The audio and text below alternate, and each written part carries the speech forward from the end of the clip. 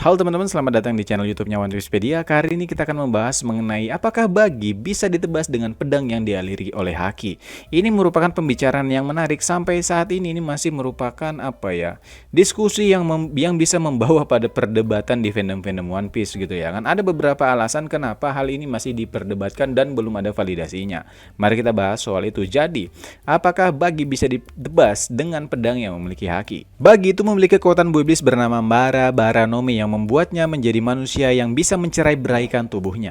Kekuatan ini juga membuat Bagi tidak bisa terluka oleh senjata tajam ya. Jadi meskipun dia bisa ditonjok, ditendang, dibanting gitu ya kan, tapi kalau dia diserang dengan senjata tajam, itu dia akan langsung otomatis melepaskan tubuhnya, teman-teman. Nah, kemudian lantas bagaimana dengan senjata tajam yang dialiri oleh haki? Di mana seringkali haki terlihat itu sebagai kekuatan yang bisa menaklukkan ya kekuatan buah iblis.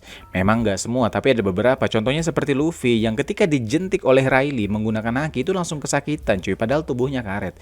Jadi buso haki itu nggak cuma untuk Logia, memang base-nya umumnya untuk menangkap wujud dari kekuatan Logia, tapi bukan berarti tidak tidak berfungsi pada Paramecia. Contohnya aja Luffy yang dijentik oleh Rayleigh menggunakan haki dan dia kesakitan cuy.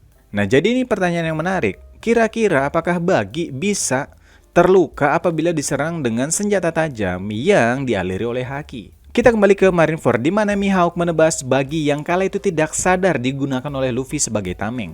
Mihawk berhasil menebas tubuh Luffy, tapi Luffy tidak terluka cuy. Banyak yang beranggapan bahwa ini adalah tanda-tanda bahwa Bagi memiliki advance Kenbun seperti Katakuri. Pertanyaannya, permasalahannya adalah kalian boleh kembali ke adegan tersebut di mana Bagi tidak sadar bahwa dia ditebas.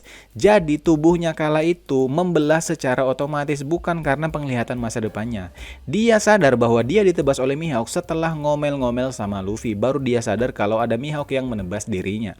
Setelah Bagi menjadi tameng yang digunakan oleh Luffy, itu Luffy malah melempar Bagi lagi ke arah Mihawk dan Mihawk mencincang-cincangnya gitu loh.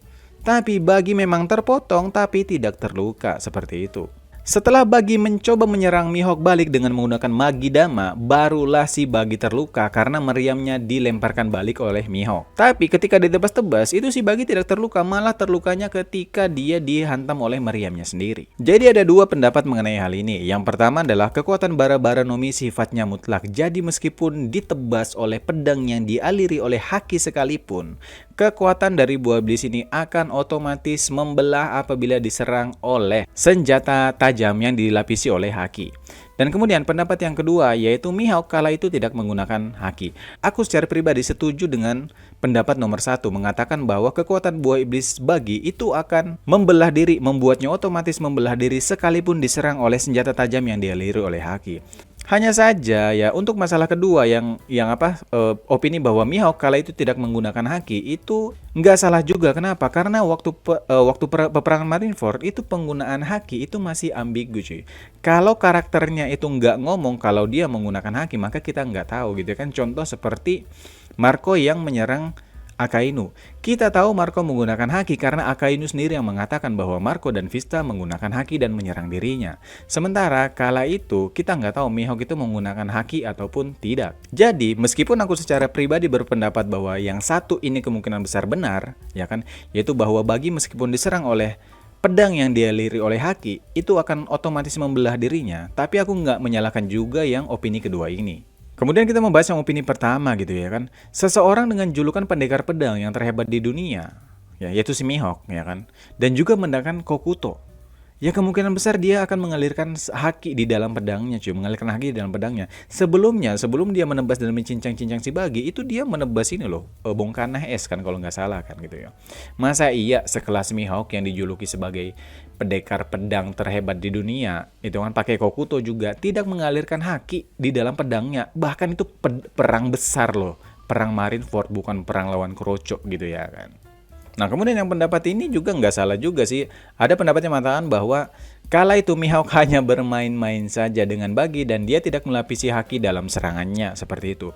Seperti yang aku bilang tadi, aku secara pribadi lebih mendukung teori yang pertama, tapi bukan berarti pendapat yang kedua ini bisa diabaikan. Kenapa? Karena seperti yang aku bilang tadi, sampai sejauh ini belum ada validasi yang membuatnya menjadi no debat gitu ya kan, karena keambiguan haki yang ada di Marineford.